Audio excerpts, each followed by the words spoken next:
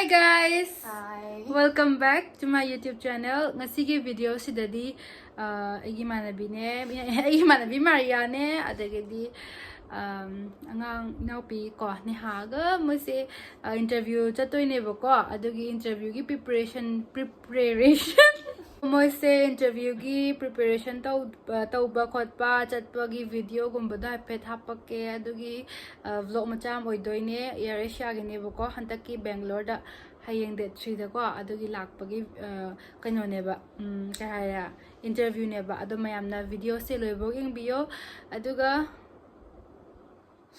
sumuchara ke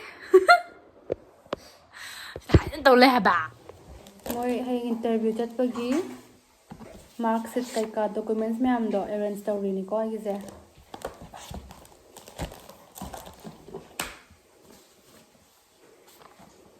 sidi xerox chalo hap challa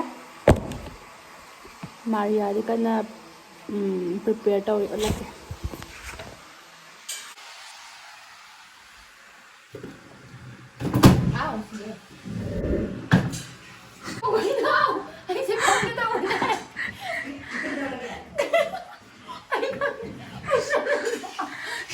Di hadro.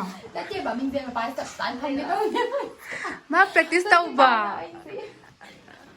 Min tema pada. Hai. Hai pe hai ta ge. Hai ta ge ba. Kai jana ri be ma. Hai ta ge pe. Kai hai. Camera just nikalo. Good afternoon, ma'am. Good afternoon, sir. How are you doing? Hai ba. Susmita, could you please share us your experience as a cabin crew at AirAsia? Full experience. Bye. Par. Am ire ka kero khang desu. Welcome on board. Adu matam watli ko. Chalo. One. Ida koi tinana chicken thongbiri. Linthoi ja heng sakhi dore dugi. Je linthoi ngo. Hãy check cái mà tôi ghi chặt lên nằm sao mình ở đâu đấy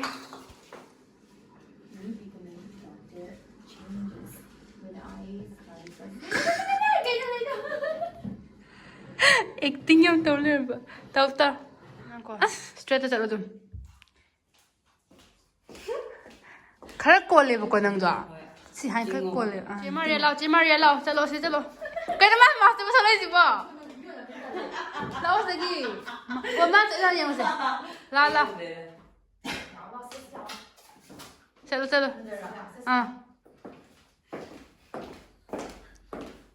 Dun nak.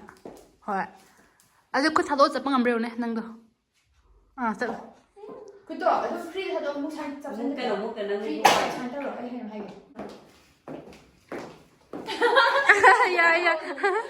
Ayo kau. La.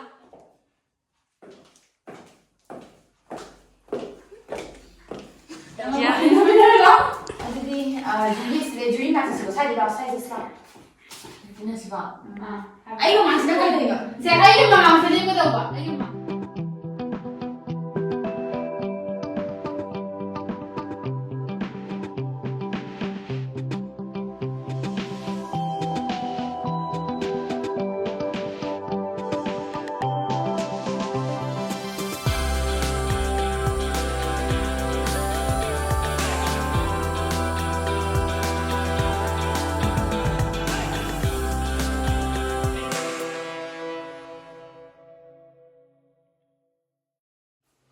La. Iya kena sama. Tahu.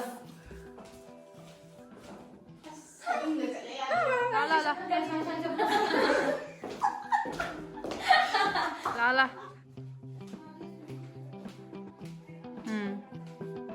Give me. Intro bro.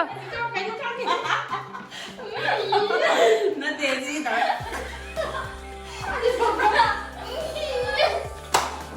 Ya, intro bro. Ayo aja lah.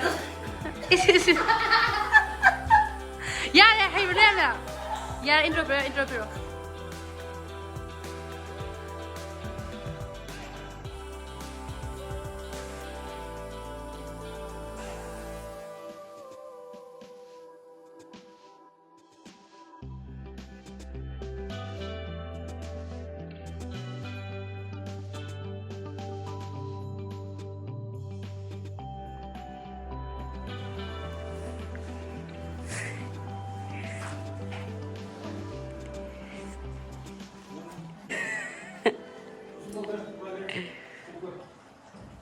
Okay, uncle.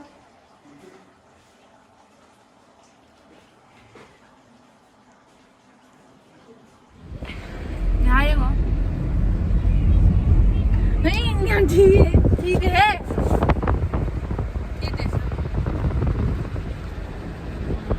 Có interview chết lên nè. Khala đâu nè mày khăn. Nang kita nak chơi ra YouTube dah. Tak kata. Ayam menggoloi zara lagi ko. Tengok. Kain dah nak minta. Ayo video nak tahu. Saya mau. Mau sih interview di mana le? Saya interview ni. Okay. Anh có yên kìa. Thật là chỉ là mấy khẩn đấy. Bác khẩn lên với ơi nào. Sai đi bên mà đều giáo không tàn tệ. Ngồi đó phone đâu. Yên ngồi xíu cái nó. Jasmine yên ngồi. Nâng xíu nào. Cái nó mà đang phải mua không xíu đi bơ. Mà. Nâng một tên nghe rồi. Lao bật nữa nào. My friend come. How? Khẩn lên. Wait, khẩn lên mga tani ko. Ay, di kan. Handak ti crew ne ko. Handak ti crew. Wait, khẩn lên. Khole khẩn.